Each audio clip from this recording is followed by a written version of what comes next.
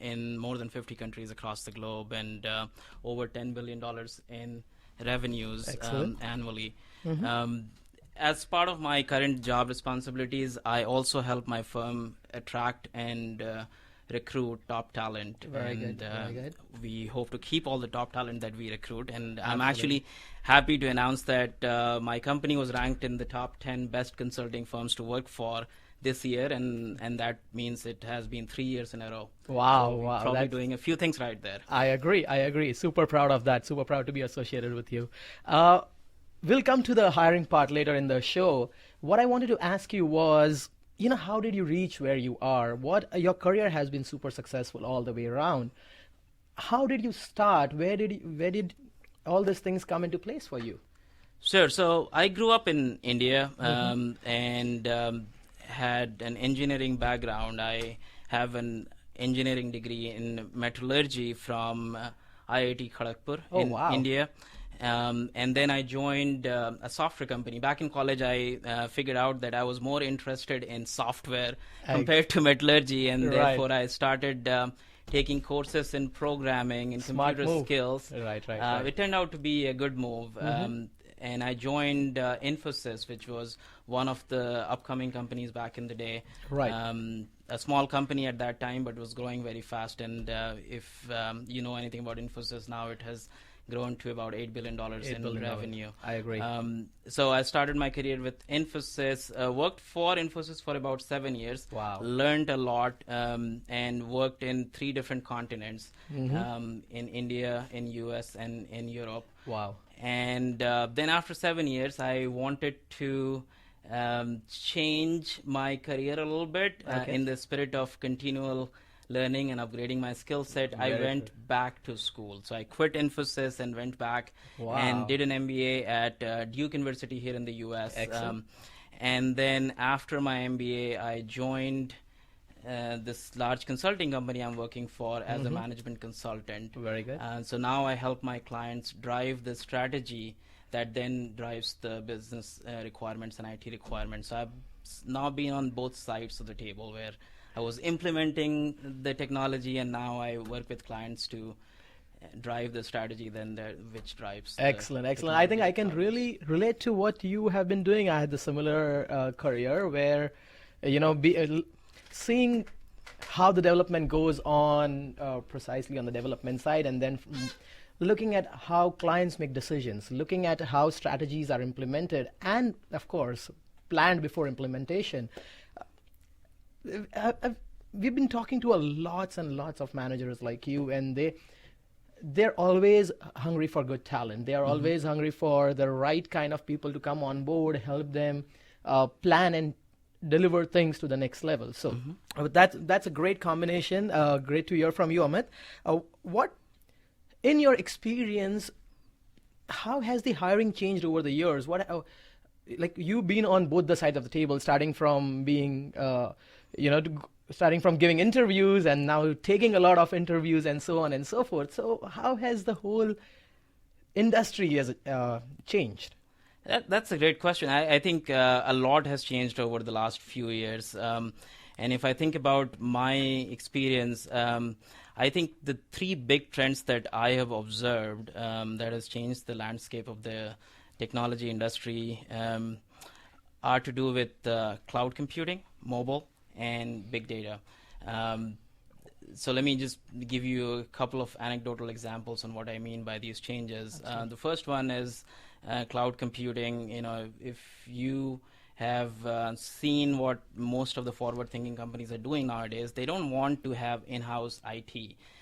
They almost want to go to a subscription model, Right. where you plug in and you get software delivered to you as a service over the internet. Absolutely, SaaS. Yes. Software is absolutely. Right. And that has been a trend, which means that the in-house IT is becoming smaller and smaller, Mm-hmm. but then there is a lot of demand with the companies that develop products and application for the cloud. So Salesforce.com is an example. Very true. And all the big players in the IT is moving towards. Oracle has a big cloud presence now. SAP has a big cloud presence. Microsoft is moving there.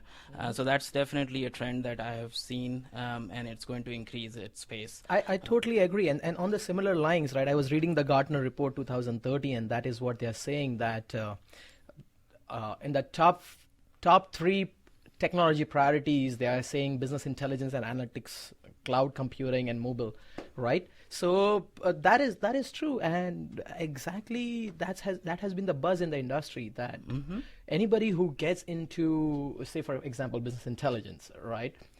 There's a shortage of 1.8 million analysts that they're predicting in the next 5 years, right? Along with today. So me and my team were talking the other day about the recession, that we have a 7%, 8% recession. But on the other hand, we have a shortage of 2 million super qualified personnel, which companies are looking for, right? There's a huge gap. And at InterSources, that's what we have. We have a program developed that we can go ahead and bridge up this gap, which I'll share with you later.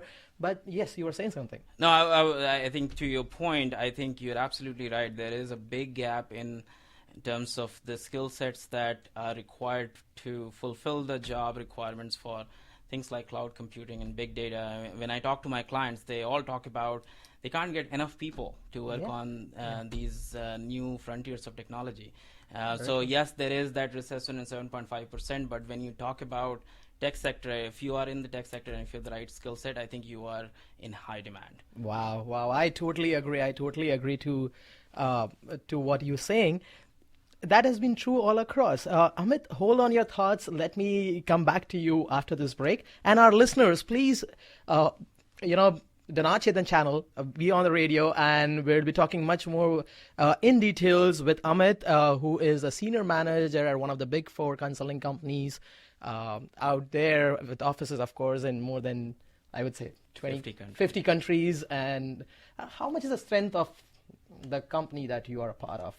So in the US, we have about 20,000 people. 20,000 people. Wow, that's huge. Thank you, Amit. We'll just catch up after the break. You're listening to Career Success with Ankit Shah of InterSources Inc. So keep it right here on 92.3 Tech FM. So you're a student here, you have no IT background or experience, but you still become an SAP Business Intelligence Consultant, earning upwards of $68,000 a year.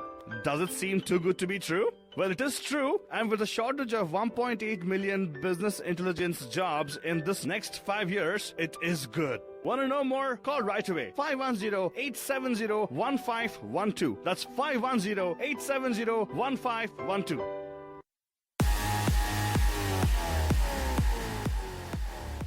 Welcome back, listeners. We are in conversation with Amit Kumar. He is the senior manager at one of the big 4 consulting companies of the globe, which has more than 20,000 people working for them in US.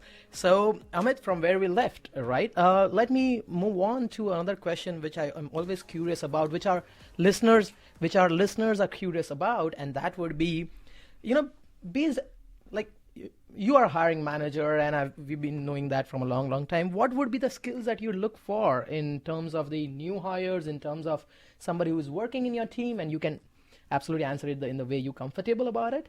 But, what are the skills that you would look forward? Yeah, sure. I think there is no secret there. Apart from the technical skills that are specific to a particular job that we are looking to fulfill a requirement for, we typically look for a set of other key skills that we call soft skills. Oftentimes what I've noticed is that if you possess some of these soft skills, your chances of being successful in an IT career is pretty high. I agree. So we definitely look for that. So technical skills are table stakes. You get to the interview room if you have those skills. But after that, we really emphasize on three soft skills. Communication being the first one. And when I talk about communication, it's important to emphasize that it's not only about how you speak, but it's also about how you listen. Very and active listening and being able to understand what the other person is saying is an extremely important skills, and we have seen time and again that people who have that are very successful, especially in a client-facing role. The second key skill that we look for is an ability to learn fast and learn on the job. I use sports analogy often is that we look for athletes as opposed to superstar baseball or basketball players. They are in demand, but what we have seen is if you have a good athlete who you can put on a basketball court or a baseball court or a football court, and they would do excellent because they have the ability to learn fast, learn the rules of the game fast, and have the inner skill set to improvise on the job, and they are really successful. Very true. So we do look for athletes. And the third one is the ability to work in a collaborative team environment. I cannot emphasize that enough, because more and more you are going to be working with teams with diverse cultural background. Often the teams are geographically dispersed, so you have to have the ability to work in a collaborative team environment. So we look for those three skills among others. Very true, very true. And when you mention these three skills, right, exactly that's what we at InterSources also look at. Because technically you can go ahead and teach the process, the methodologies, the tools that actually are associated either at a client side or at your own office. But what one would look at is more on the level of, again, how good communicator you are. And when you mention that, not only how well you speak or how well you present, but also how well you listen, right? And that is the premises of actually going ahead and based on that listening, you can go ahead and ask the right questions, right? That's where the whole intelligence part comes into the picture. That's absolutely right. Right, so I agree. And fast learner, when you mention fast learner, of course, that is the very important skill set that a person should possess, because let's get the facts out, right? The client does not want to pay you to learn, right? They want somebody who has the potential to actually know a few things in the past that they have worked upon or got trained upon, and then they can actually go ahead and build on that stack. So and enhance the skills, go ahead and make it a process where the learning curve is as short as possible, right? So totally agree to that skill set of yours, being a fast learner. And yes, again, the whole industry, there is a word called globalization, right? That's what they actually refer to as, you may have an office in the Philippines, you may have an office in Australia, you may have an office in India, you may have an office in Europe and US. How do you actually coordinate with all these teams that are present out there? And yes, right now, I mean, we have been seeing it lately in the last 3 years also, that our clients are always looking for people who have exposure or understanding of how to manage on-site offshore coordination. Any thoughts on that? So, sure, I'll share my experiences. When I was working with Infosys, like I said, I worked in the India office as well as the US and the European offices of Infosys client. So I worked with teams that were geographically dispersed based in India, US, and UK in one case. And I think the key there is to understand some of the cultural nuances that drive some of the behaviors. Very true. So it's something that you learn on the job. Very true. But it's definitely beneficial if you have some training beforehand. Very true. To give you the basic building blocks of what those cultural sensitivities are, and that would help you become more effective as a team player and a collaborator that I was talking about in a team that has people from multiple different cultures and geography. I totally agree. And it has been my experience as well that when you are talking with teams in various continents, being in IT, whenever you go for your first project or when you have experience of 10 plus years, you would always be talking with teams overseas. So, make it a point to be a part of their culture, make it a point to, understand where they're all coming from, adopt it, and you'll make a great healthy working environment. So I agree. Let's move on to the next question, Amit. That was a great insight that we got. I think over and over again, a lot of companies emphasize on constant learning, right? Constant education, constant upgrades, constantly making sure that you are up to date with the market skills, right? So how would you relate constant learning with career growth for our listeners? That's actually a great question, Ankit. I think due to the rapid pace of change that we just talked about, especially in the IT industry, the people who are most successful are those who I call lifelong learners. I think gone are the days when learning was just confined to classrooms or formal training environment.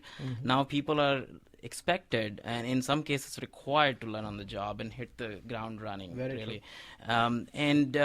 There are so many opportunities nowadays with the new technologies and especially the digital technology. If you look around, there are ample opportunities for you to upgrade your skill set on the job. When you are at home. I personally have used some of those resources. For example, on iTunes, there are courses from the top universities in the U.S., Harvard, Yale, Stanford, you name it. And I have taken some of those courses, and those have been extremely helpful to me in terms of building my skill set. So very true, very true. And again, like on the similar level, right? What I have experienced is that work with a mentor. It also helps in the career growth, where you are actually going ahead and getting hand-holded by somebody who has that kind of experience, right? Somebody who can guide you to what you should be doing and what you should not be doing. Because with this abundance courses available online, right? Many a times I used to get confused as to, I should study this, or I should jump into this, or I should go ahead and learn this. There is so much information overload out there. So how would you advise people with working with mentors and making sure that they are more in sync with the right people in the IT industry? Yeah, mentors are really helpful, and I learned this honestly a little late in my career. Is it? The importance. Still, you have a very successful one. Well, I think I would have a better and more successful career if I had more mentors early on in my career. But I have a great mentor right now, and I go to him for all sorts of advice. And it's important for you to develop a relationship with your mentor. Find a mentor first of all, and you would be surprised when you reach out as to how many people are willing to help. Absolutely. So all you have to do is reach out and find that mentor that can guide you through that process. And to your point about the confusion with all the different options and a deluge of information, if you will, that comes with internet being such a popular channel nowadays. Correct. I think it's important for you to find what interests you. Important for you to find a mentor who can guide you and help you navigate through that deluge and find you a way to effectively use your time and build the skill set. Very true, very true. So actually adding on to your point, what we have done at InterSources is we have come up with various career growths for the people who approach us for their training and placements and so on and so forth. So what we do is we guide them into how knowing analytically what the client requires, how you would be gone ahead, knowing all these reporting tools that exist, right? Because business intelligence is gaining lots and lots of popularity as per CIOs and as per the Gartner report and so on and so forth. So what we do is we've gone ahead and trained them not only on analytically, making them analytically strong, but making them a great reporting analyst, right? So that. And from there, they can actually go ahead and be a part of the product management team, software development team, and also they can be part of the sales, marketing, and manufacturing team in case if they are in the. So I remember when I was talking with a manager at Tesla, they wanted somebody to help them out in actually going ahead and aligning the manufacturing process, totally out of the IT world. But that's what he was pulled into, right? So. I'm sorry, I'm going into a lot of depth right now, but I totally agree, right? Having the right mentor, having the right kind of an assistance early in your life really helps. Even if you are planning to make a career in IT, or you're already established in the technical world. So coming back to the break. I'm sorry, I've been told to go on a break, but I would like you guys to hold on to your thoughts. And if you have any questions in regards to career success or career advancement, feel free to call in at our studio, 408-912-5265. That's a number, 408-912-5265. Or you can call our InterSources office as 510-870-1512. I repeat, 510-870-1512. Catch you guys back after the break. You're listening to Career Success with Ankit Shah of InterSources Inc. So keep it right here on 92.3 Tech FM. So you're a student here, you have no IT background or experience, but you still become an SAP Business Intelligence Consultant, earning upwards of $68,000 a year. Does it seem too good to be true? Well, it is true, and with a shortage of 1.8 million business intelligence jobs in this next 5 years, it is good. Want to know more? Call right away. 510-870-1512. That's 510-870-1512. All right, dear listeners, thank you so very much. Again, you are in conversation with Amit Kumar and Ankit Shah of InterSources in regards to how career success and planning would help you get better in the IT world. So coming back to our series of questions, again, this is for our listeners. How would you advise our listeners who are planning to get into IT? Because IT is not a very old industry, right? It's even the World Wide Web is like 20 years old, but how would you advise them getting into the industry? What should they be doing? Yeah, I think you're right, Ankit. It's a relatively new industry, but at the same time, it has a broad range of career options. There are myriad of opportunities out there. Mm-hmm. So I think it's really important for anybody who's planning to get into IT to find out what interests them. Very true. Very true. And the sooner you find that out, the better it is for you in terms of effectively using your time to acquire the right skill set. Because from what I have seen, if you love your job, you're going to be really successful. I agree. Find out what you love, what interests you, and then go ahead and acquire the right skill set for that. Very and true. once you have done those two things, then I would say market yourself really, really well. I agree. Which means have a resume ready. Correct. If that means going and getting a professional help to get your resume reviewed, Very true. go do that. Have what I call an elevator pitch ready. Very true. Which is, in 30 seconds, if somebody asks you what value you're going to add to Very my true. project or to my company, Very you should have an answer Very in 30 seconds or less. And of course, once you have those two things ready, go and attend the networking event where you are going to meet your future clients and employers. Very true. So go and if you are in the Bay Area, you're really lucky because you I have agree. a lot of opportunities to meet I agree. the top employers. And actually adding to what you said, right? We at InterSources, that is what we do. We help people to actually go ahead and make a career. We help them to go ahead and come up to us, get trained in what I say the hottest industry right now, business intelligence, and learn about more on the reporting side, learn more on the analytical side, more on the QA side, more on the product management side. And then after a couple of years, many of them graduate to the project management level, right? You as a fresher would not do any justice if you get in as a project manager, right? You have so many responsibilities as a project manager. So again, I would like to go ahead and ask you another question, and that just popped up in my mind. What do you think is going to be the future in the tech world? What would you define that this is going to be there in the 10-15 years? So it's really hard to predict future, but one of the things that if I was a betting man, I would bet on in being an ongoing trend is the convergence of hardware, software, and services.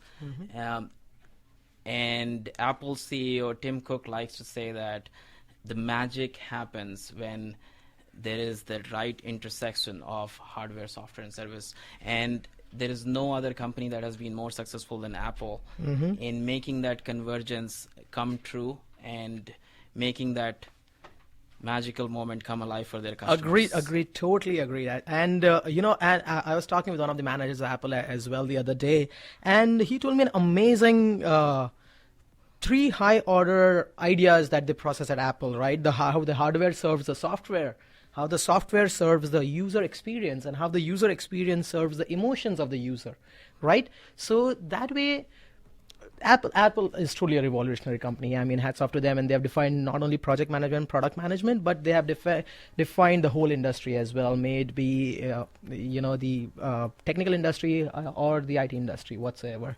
And many companies have taken their cue. Amazon is moving in that direction, Microsoft also. All right. Okay, that is it from our end. Thank you, guys, and thank you so very much, Amit, for your time. It was a lovely conversation we had today. In case you need more information, feel free to give us a call at 510-870-1512. Again, 510-870-1512. Thank you all, and see you guys next week.